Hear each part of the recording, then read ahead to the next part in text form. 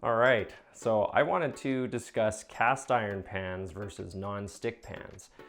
Recently, we noticed that our non-stick pans had kind of worn out on us. We'd probably only bought them maybe 2 or 3 years ago, so we were a little disappointed on how quickly they had gotten scratched up, basically worn out. So we started looking at other options, and that's when we got to the idea of looking at cast iron pans.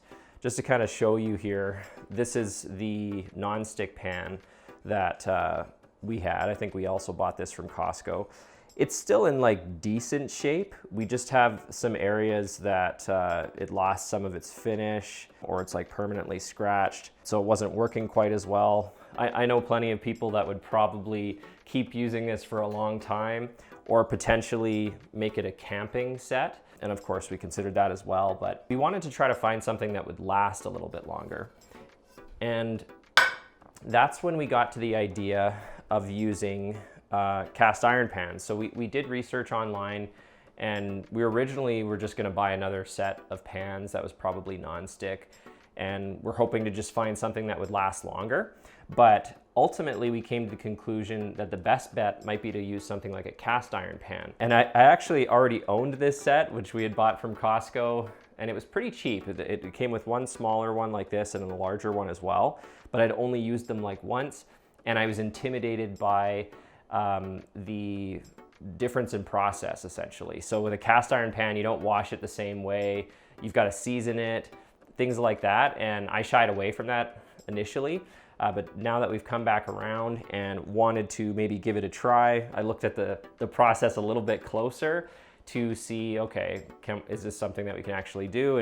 And that's kind of where we're at. So a couple things, if you're considering between non-stick and cast iron, the big benefit of cast iron is that it can literally last a lifetime. Like, it can outlive you if it's taken care of. Even if they get really bad, I've seen videos where people will like refinish them, or they'll take the rust off and stuff like that if they've been really neglected. But it can actually be like a generational thing. This is a pretty, like I said, cheap cast iron pan. We wanted to try it out with that before we went to anything fancy. If you wanted to, you can go spend more money on cast iron pans that have like a different molding. Maybe they don't have these little pour spouts, or they've got a slightly different finish on it. But we wanted to prove to ourselves first that we could actually see ourselves using a cast iron pan regularly. Another thing about cast iron pans that's kind of neat is they're basically the original non-stick pan, which might go against what you may have learned or thought. Non-stick pans have been all the rage basically since the 90s or something, so as long as I can remember. But with cast iron pans, when you season them correctly and make sure you use enough fat, they actually don't stick very much at all. Like when we first started using it and learned how to season them, it did stick a little bit more. Like we had some eggs that would get stuck on it, but we basically just kept doing the seasoning after each use, after we cleaned it, and then we would, I don't know if it's still called seasoning it, but we would basically grease it again before the next use. And over time, it kind of got better. And now the eggs, most of the time, like we have no problem taking them off. It actually sticks even less than a non-stick pan. So that's something that's pretty cool. One thing to keep in mind is the cast iron pans, they don't necessarily come with a silicone handle like this. So this set did. We got it at Costco and it came with the handle on here. You can see that it kind of just pulls off, and then it's just the cast iron under there. So if you don't get silicone handles like this, you'll need to wear mitts of some sort because it'll get hot. I can manage this one pretty well, but for the heavier one, the bigger one, if I want to pour from it, it's a little bit much to pour from it without having the support of grabbing the other side. And of course, this will get hot too on this side, so you want to make sure that you've got either a mitt, or we've actually got some little silicone things that I think we originally had bought these for taking hot stuff out of the microwave, but this has worked well enough for us, right? So you can just kind of grab it like that and pour it. I have to do that for the larger one. My partner Norma usually has to do it for both because they are significantly heavier than a normal non-stick pan. Like, so the normal non-stick pan is just really light, and that's one of the big benefits of the non-stick pan. But I do think it's worth it switching to the cast iron pan.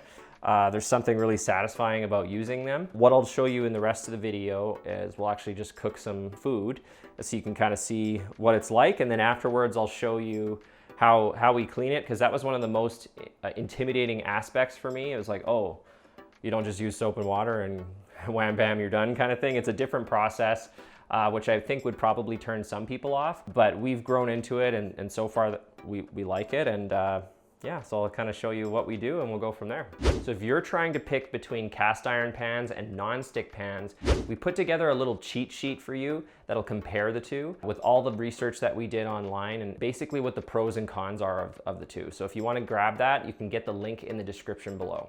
Okay, so now we're going to cook some food with a cast iron pan and just kind of show you the process that we use. We're still pretty new to this, and I'm sure we still have plenty to learn. So if there's anything that you notice that we should be doing or we could be doing better, let us know in the comments.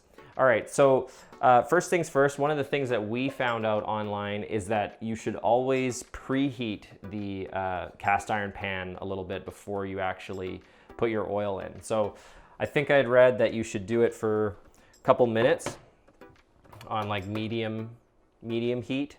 So we basically just throw it on the stove, put it on medium heat. Obviously, if you've got a gas stove, it's gonna be a little bit quicker than an electric stove. So we're just gonna let that sit on there for a couple minutes, and then we're gonna add our oil. All right, so now we've had this preheating for a couple minutes, so we're gonna add the fat. One thing I did want to point out is if you look at the pan right now, it already looks a little bit greased. And that's because we reseason it after each time we wash it. So it actually has a little bit of grease on there already. We like to use ghee, which is basically butter with the milk proteins removed, also known as clarified butter. If you cooked with butter, it's not going to have the same effect, but you want to use something with a high smoke point typically. So just going to throw a little bit of this on. We're pretty liberal with our fat.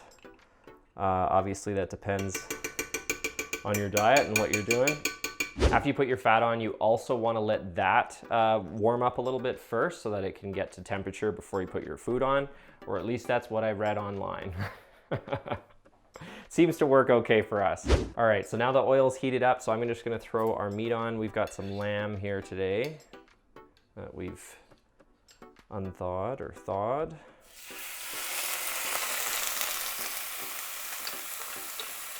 Definitely tell it's pretty hot.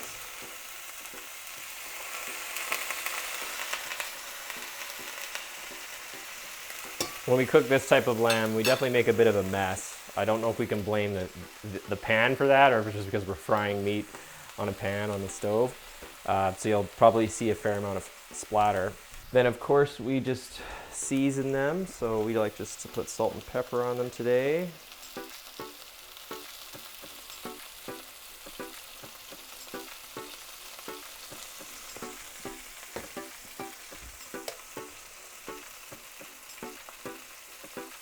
One of the things that we found that we liked about cast iron pans is they seem to hold the heat a lot better. And that's something we also found in our research.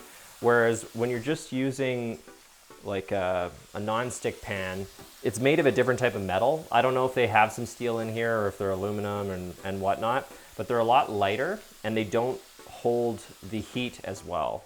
So I guess iron is known for holding the heat. So once it heats up, it just holds the heat better. So we actually found that we had more even cooking as well. It does also mean that it cools down a little bit slower as well. So you have to make sure you don't burn yourself. Because of that, we've found that our food actually cooks a little bit faster because once it's gotten up to temperature, it just keeps cooking, especially on a stovetop like this that's electric, where the element turns on and off all the time. Before, we found whenever the element was on, the food would start sizzling and then the element would turn off, and you could tell there was a noticeable drop in temperature. Whereas it seems to be a lot more consistent with the cast iron pan because it holds the heat. So it actually makes cooking on an electric stove a lot better. Still not quite the same as cooking on a gas stove. That would still be preferable. And then you'd probably just have the best of both worlds if you had a gas stove along with an iron pan as well. But that was a nice bonus that we weren't really expecting. Another kind of interesting thing that I discovered when we were researching cast iron pans is that cooking with a cast iron pan could actually increase your iron intake. So I came across a study that basically showed how many milligrams of iron or something, or micrograms of iron were in food before it had been cooked, and then they cooked it in a cast iron pan and then measured how much iron was in it, and they did find that it did increase the levels of iron. So if you have an iron deficiency, that might be another reason to use a cast iron pan.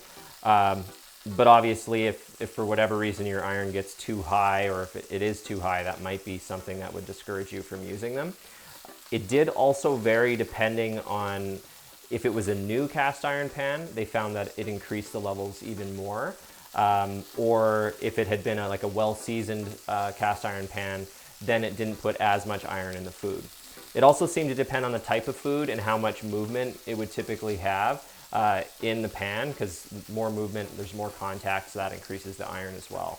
So for us, we mostly thought of that as a plus. I'm not sure if it's something to worry about, if always cooking with cast iron pans could make you get too much iron, depending on the type of food that you're using. The alternative, like the other type of pan that we're planning on using, is stainless steel, essentially. So that wouldn't do the same thing.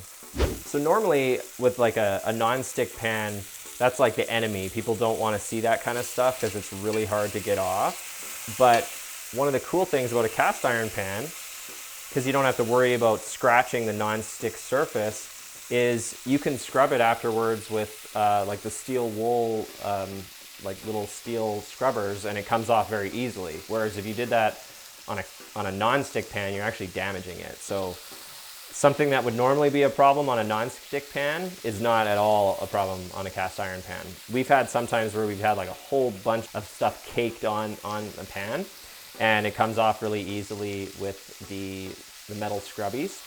And when we first started using them, before we had kind of had them more seasoned, sometimes our scrambled eggs would get stuck to them quite a bit.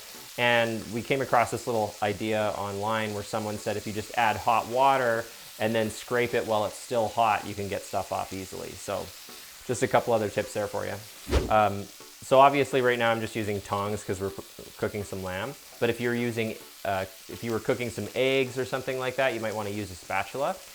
What is actually preferable based on the research that I did is to use a metal spatula, and preferably one that has a beveled edge, which makes it easier to get underneath the food, and one that has hardened steel. And if it's hardened steel, that'll make it so it's actually harder than the cast iron itself. And over time, if you're using one with a beveled edge that's got a good edge on it and it's hardened steel, it'll actually help to smooth out the cast iron pan over time. So ours is still quite bumpy because that's kind of how it came, and we still haven't used them much. And we actually haven't gotten those types of spatulas yet. So we're still using our little plastic ones. And one thing you might notice if you use those is it's really easy to melt them. So we're actually have some on order right now. I'm getting a new spatula that's got the beveled edge, and hopefully it's hardened steel. And we're hoping that over time that'll be a lot nicer to work with, but we don't have that yet. So something to keep in mind.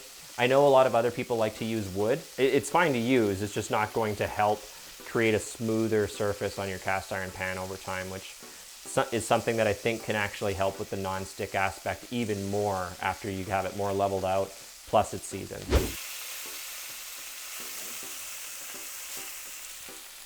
Another cool thing about cast iron pans is, if you hadn't already realized, is you can easily put them in the oven. We actually haven't done any of that yet. You'd probably want to take off your silicone covers if you have them, but you can easily use them in the oven and they'll be able to handle that heat no problem.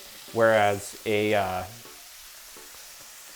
non-stick pan, they usually have a heat rating. So some of them, I think I've read, they can go up to like 400 degrees Fahrenheit, which is like a lot of stuff you can cook at that temperature, but that's on the lower end of the temperature scale for sure. So I know I would probably never put this one in the oven. I do have another one, a non-stick pan, that I think can go up to 400, and it's got a metal handle, but it's still not ideal. Whereas if you can put it in there and you basically don't have to worry about the temperature as long as you're not doing anything extreme, it's a nice extra usage that you can get out of it.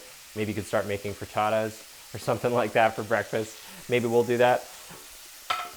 It's just very versatile.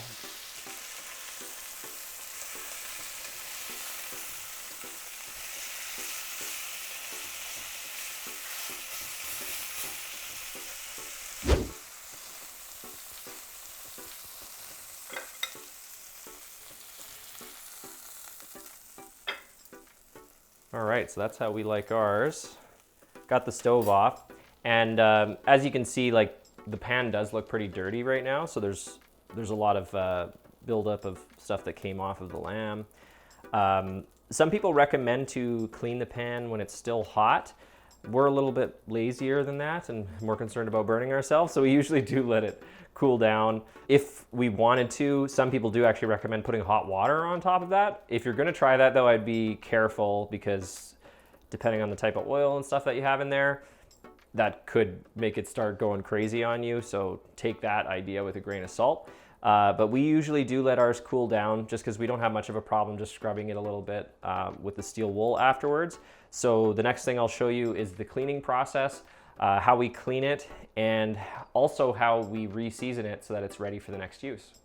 All right, so it's now a couple hours later, and as you can see, we still have not washed the cast iron pan. Based on the videos that I watched before when we were looking into this is not the ideal. Usually you would want to try to wash it when it's still warm or hot. I still haven't tried doing it yet when it's actually hot, but it often happens that I end up having to go do some showings or something for real estate, which was the case today. So this has been sitting here for a couple hours, so it's had time to dry, and by the looks of it, get caked on pretty good. As I mentioned before, if it was a normal nonstick pan, this would be like a real pain and almost disastrous. But because it's a cast iron pan, I can use like the stainless steel scrubbies or the steel wool or whatever it's called. So this is probably about as bad as it should get, and I thought it would be a good example to show kind of, okay, even if it's like this, how does that work and how hard is it? So basically, I just put it in the sink, and I add a little bit of warm water. Another thing you can do, I won't start with this, but probably what would be recommended if you had it this sort of caked on would be to use some salt, and coarser salt is apparently better. So you just, sprinkle some salt on, put some warm water on, and then you start scrubbing with one of these. This is just a cheap dollar store scrubby, the steel wool. There's another set that I'm interested in trying out. Some people have these ones where it's like a sponge that's surrounded by some sort of steel wool. I was hoping maybe those would last a bit longer. These ones do fall apart pretty quickly, but they were cheap and it was a good way to try it out. So I'll do it without the salt this time. If it's rough, I'll grab some salt, and then maybe you'll get to see that too. But I'm just gonna put a little bit of warm water in there. Can you see this? Yeah, so then it's just kind of in there. And then what I'm going to start doing is just scrubbing it.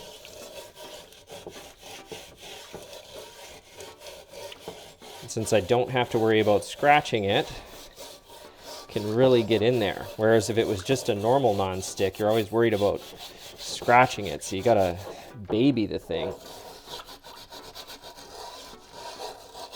Yeah, so this is still coming off pretty good. I've definitely got more to go here. But because it was so caked on, it is taking it a little bit longer, but it still doesn't seem that hard at the end of the day. So that water got pretty dirty, so I'm just gonna add a little bit more. We can see that's kind of the halfway point, right? So I've gotten most of it off over here, right? Add a bit more water, and then go again.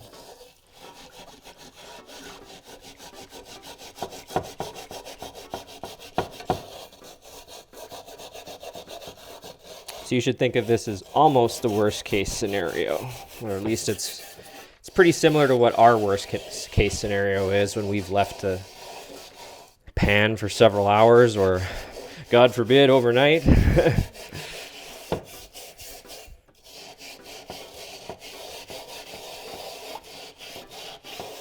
Okay, I think I've almost got all of it. I'm just gonna refresh the water again. See, I've almost got it all now. And that's just with warm water. You don't want to use like dish soap on these, because that'll start to take the seasoning off, because basically dish soap is a degreaser.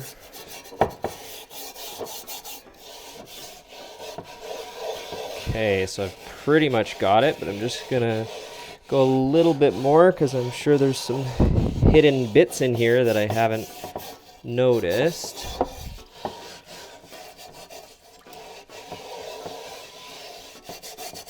Okay, so I think that is more than enough. I'm just gonna rinse it out one more time. Didn't really do the sides much.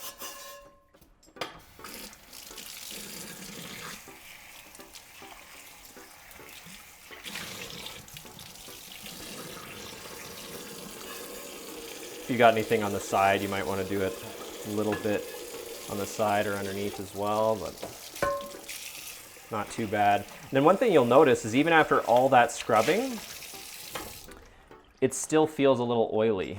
And from my amateur perspective, that means that it's still well seasoned. So that's kind of what it looks like right after you've washed it. And this is all I do to wash it, basically. So you just do that to scrub it with just warm water. If you need to, you could have used salt. I probably could have made that a little bit faster if I would have used some coarse salt, but I kind of wanted to show the worst case scenario, essentially.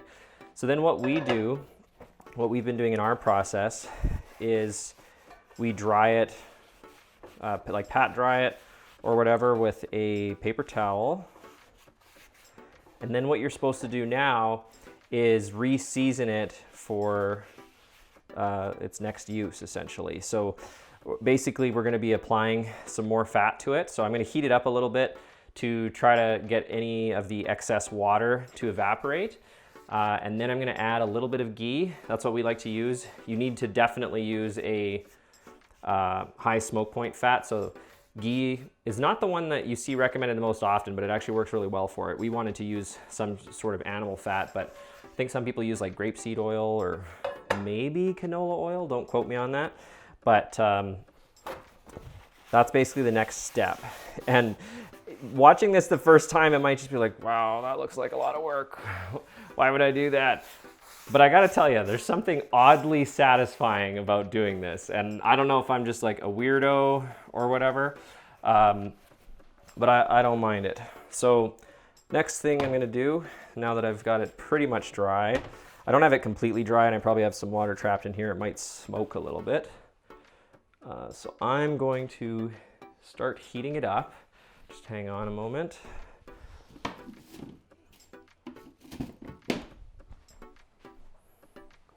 So you can probably see that it's not quite as shiny as it was when you first saw it. That's because we need to put some more fat on there. So I'm just gonna let it heat up a little bit. Then I'm gonna put a little bit of ghee on there, let that melt. I don't think you have to apply it when it's hot. I've done it both ways. That seems to be what works better for me. With ghee, since it's solid at room temperature, it's not as easy as like a liquid oil to just apply when something's not a little bit warm at least. Whereas I like to have it so it can melt it and it's just easier for me to apply it. So all I do is after it's warmed up, put a little bit of ghee in there. I'll grab another paper towel and that's what you use to spread it. Wait for a little bit. It's gonna get a little bit warm. Some people definitely recommend actually like keeping it on the stove for a while after you dry it, after you wash it to get all the excess water off. I'm still not sure if I've figured out like the best system for this, so we're still learning, like I said, but this is sort of what we've been doing and what's been working for us so far. So maybe do a little bit of your own experimenting, but we just wanted to kind of give you a full view on what's it actually like using a cast iron pan. Is it really that intimidating? As you can see, it's not when you go to clean it.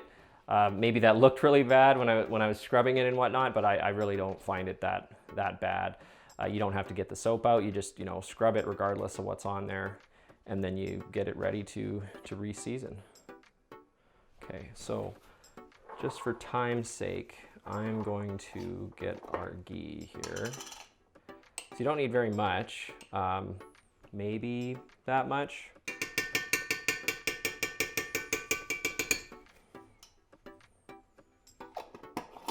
So these pans that we bought, they came pre-seasoned. So there is another process when you're first seasoning a pan that involves like baking it, and we've never actually done that. We might still end up doing that at some point, but this one did come pre-seasoned, so we've only done the re-seasoning after each time we wash it. And so far it feels like it's building up a good seasoning and working well for us. But if you really wanted to do the full-blown thing, then you'd probably do it that way instead. So, okay, so this is warmed up enough. And now basically, as you can see, I just got a little bit of fat in there. And what you want to do is just spread the oil all around it, including on the outside. That's what I've been doing, and that's what I found online to do. So it's supposed to help obviously make it so it's, you know, well seasoned and works well the next time you use it, but it also can help prevent rust. So iron is prone to rusting. So I got the inside all kind of greased up, and now I'm going to do the outside. So I'm just quickly sort of spreading it around. And now I'm doing it on the bottom as well. So just kind of get the whole pan seasoned. So I don't know what's satisfying about this, but having a pan like this, you've probably seen them in other places. I've always been sort of intrigued, but never gotten into it. And now that I actually at least sort of know how to do it, it's kind of exciting. So since I heated this up, I got to leave it out a little while before we put it away. But that is now ready to go. Once it's cooled down, we'll put it back in the cupboard, and then it's ready to go for next time. And you can just keep doing that. So I hope this was all useful to you guys. This has been our experience with switching to cast iron pans. And like I mentioned before, if you wanted to grab that cheat sheet, we did put together a little PDF file that basically compares the pros and cons of non-stick pans and cast iron pans, and maybe why you should consider switching to cast iron. All right, thanks for watching. I'll see you on the next video.